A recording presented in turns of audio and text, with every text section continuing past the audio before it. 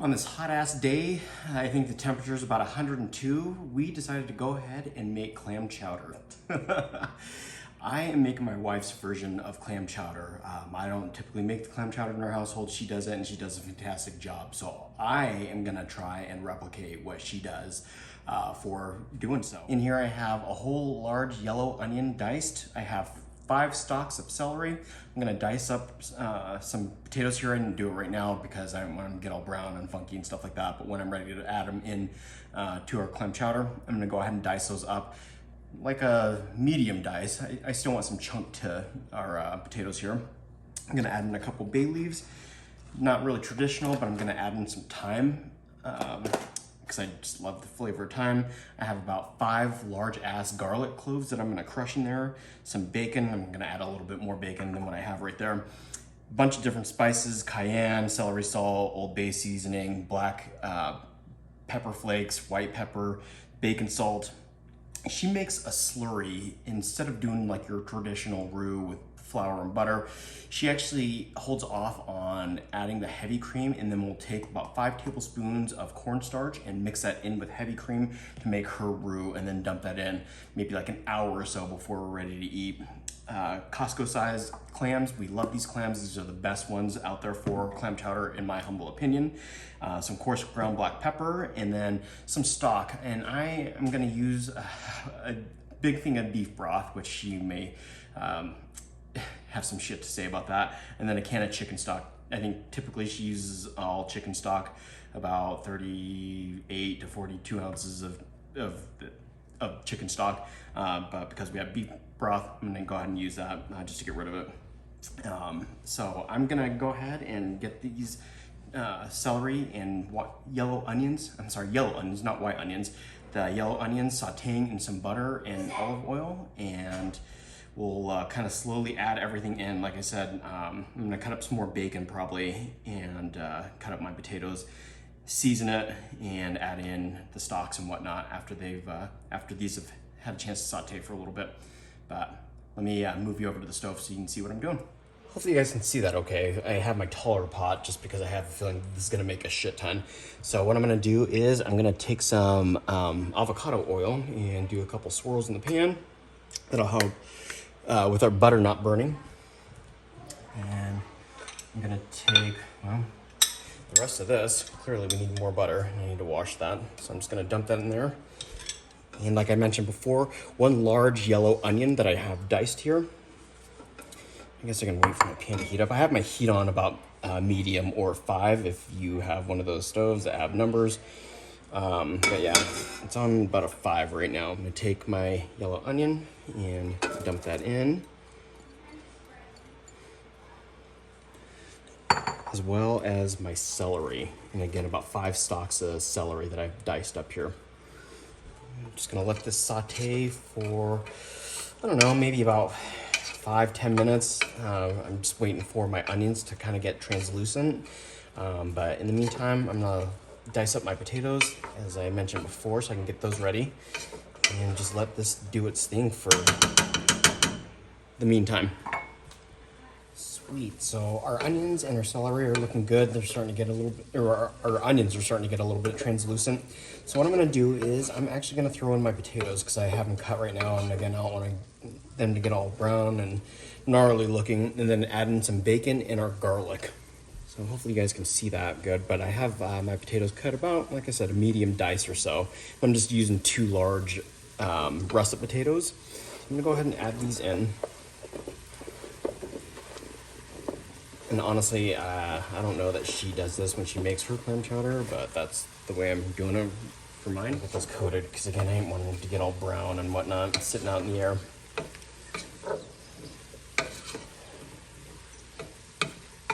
Perfect. Here, sorry, I'm just using my hands, but you know, I'm making this for us and not other people. I have about 5 strips, or maybe 6 strips of the pre-cooked Costco bacon. If you guys have watched any of my other videos before, you guys know we love this stuff. It's just easy to microwave for like school days and stuff like that for our kids. Plus it tastes actually really good. I'm also using some real bacon that I actually cooked a couple days ago for some baked beans that I did for a brisket that I made. I'll be using the rest of that as well. I'm gonna add in my garlic, and I'm using quite a bit. I love garlic. You guys can choose, like I always say, to not use garlic, add in as much or as little as you want. Um, but I love garlic, and so we're gonna use quite a bit today. Honestly, I don't know how much garlic she puts in, but this is my variation of her clam chowder, and I hope that she enjoys it just as much as I enjoy hers.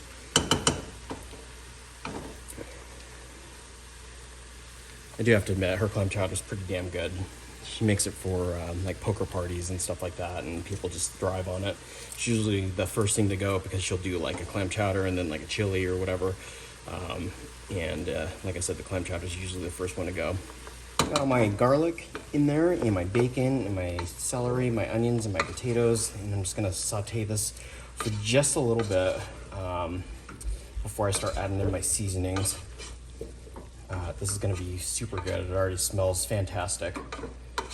And some of those potatoes are gonna break up too and help add some starch, some thickener, some natural thickener, I guess, as opposed to like cornstarch on everything. I'm gonna go ahead and just tear off some of these sprigs of thyme. I'm not gonna add in a ton just because I don't want it to overpower. But I am gonna add in a little bit, and I guarantee you that is not something that she typically does for her clam chowder. Perfect. So I got my thyme leaves in there. Like I said, I didn't add a whole bunch, just because I don't know. I didn't want to change the flavor too much. Just add extra flavor, if you will.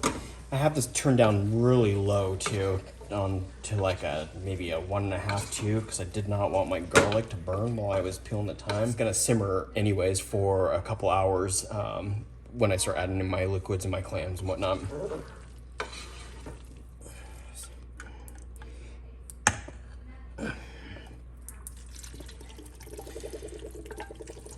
This is already smelling super good. 32 ounces of beef stock. I'm gonna see if this changes the flavor at all. Like I said, I think she typically uses chicken stock. So I had to whisper this when I was talking about the ingredients because she's just in her office working right now, and I don't want her to come out and be like, what the hell? But it's fun to experiment, right? And try new things. So now I'm gonna go ahead and season it with the 1,000 different seasonings that I have.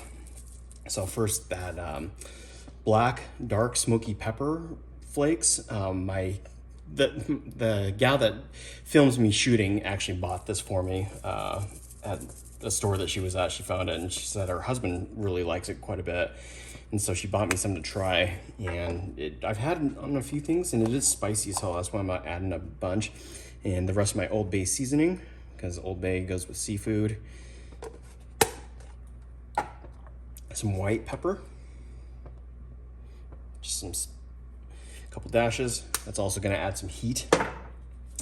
Extra flavor, some bacon salt to go along with our bacon that's already in there.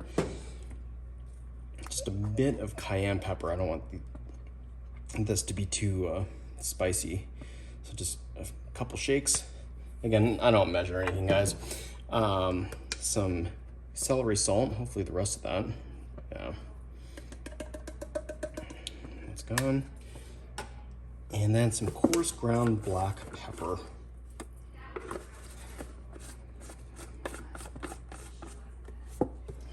It smells awesome. I always try and like undersalt, expecting to add like a little bit extra when I go to eat this. Not adding a ton of heat as well because I love Tabasco sauce in my clam chowder. I know it's weird. I think a lot of people actually do, but I will add in my own extra spice if need be. I'm gonna take some bay leaves, and I have heard that if you tear them like this and then drop them in, it kind of releases a lot more of their flavor. So I'm gonna do about 5. Some of these like little bastards. Just dump those in. Perfect. Try and add these in without making a huge splash, but these are the Costco cans. I think for 2 of these, they come in a pack of 2, they're like $19, but these are like the meatiest clams. There is a little bit of grit in them just because it's a clam, you know, it's a shellfish. That tends to happen a lot. But I don't really, I mean, I don't care. What's clam chowder without a little bit of sand grit, right?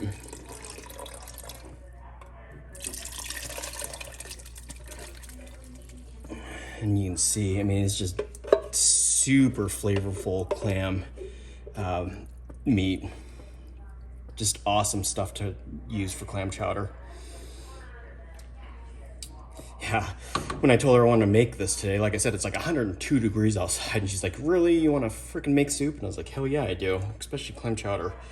So picked me up some clams, and we already had all the other ingredients. I'm gonna let this simmer for about, man, maybe 3-4 hours or so, and let all those flavors kind of come together, meld together. And like I said, maybe an hour before we serve, I'm gonna mix up our version of a roux using about 5 large tablespoons of cornstarch, mixing it in with some heavy cream, and then we'll add that in, which will give it its iconic color, I guess. So I'm gonna cover this, and like I said, I just have it on like 1.5 to 2 on my stove, and it'll just sit there and simmer. Right on, so that has been simmering on low for about, I don't know, 2.5 hours, close to 3 hours. I'm gonna bring it up to a boil, and in here, like I mentioned before, and I just used the cornstarch container because we were almost out, and it was actually the perfect amount that I needed to do this. And so I just mixed my heavy cream in with my cornstarch here, just making sure that I don't have any additional lumps or anything like that, because God forbid I dump that in our soup. So give it one last stir.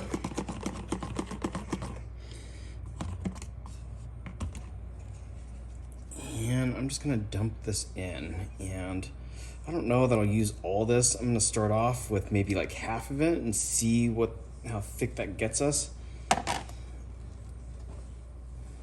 My wife said that she uses a ton of cornstarch though.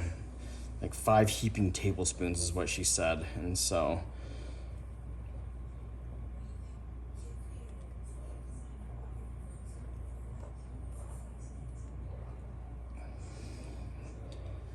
I'm gonna go ahead and dump in a little bit more than just half.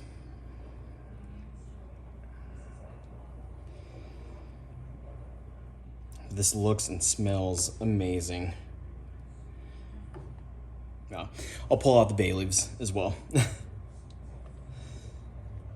Like I said, this isn't a traditional roux that probably most people that make soups and whatnot use. Again, the butter and the flour mixture, you cook that down until the flour gets all nice and golden brown and nutty, and then you start adding in your liquids. I actually like this a little bit better. I don't know, like I said, every time that my wife makes this clam chowder, it's like some of the best I've ever had. And maybe I haven't tried over at the East Coast just yet, but I would dare to say that it's probably pretty comparable. Just kidding. Well, I don't know. It's pretty damn good. I'm gonna leave the lid off so it can come to a slight boil and see where we're at in, say, like 20 minutes or so. You know, I changed my mind. I'm just gonna go ahead and add all the rest of this in because I like my clam chowder super thick. I don't know. Maybe that's the wrong way to do it, but that's the way that we like to eat it here at our household. Plus, I didn't really want the heavy cream just hanging out on the counter. But yeah, just add that rest of it in. And I probably mixed maybe like close to 2 cups of heavy cream into 5 tablespoons of cornstarch here. Again, you guys can choose to do the more probably traditional route of making the roux with the butter and the flour, or try this. Yeah, that looks exactly how I want it to. I can't wait. Hopefully you guys can see that good and I'm not blocking the picture. Apologize if I am.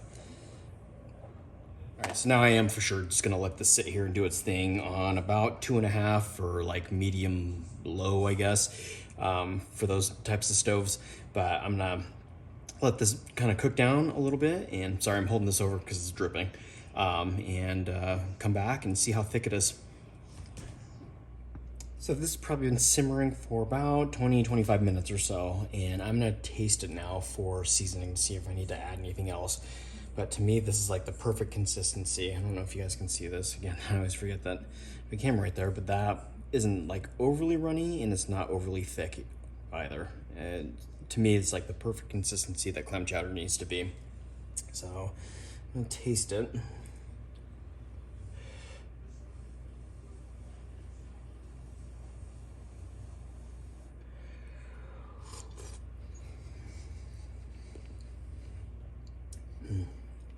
I'm gonna add a little bit more salt and pepper. In fact, what I'm gonna do here is just use what I already have, some kosher salt and some cracked black pepper. This was my brisket rub for my brisket video. So I'm just gonna use this to season it just a little bit more. But yeah, that looks awesome. I'm just gonna keep this uncovered and just let it do its thing for, well, until we're ready to eat. This totally ready though. I have some fresh chives that I'm gonna chop some up just for some garnish and dig in after that. So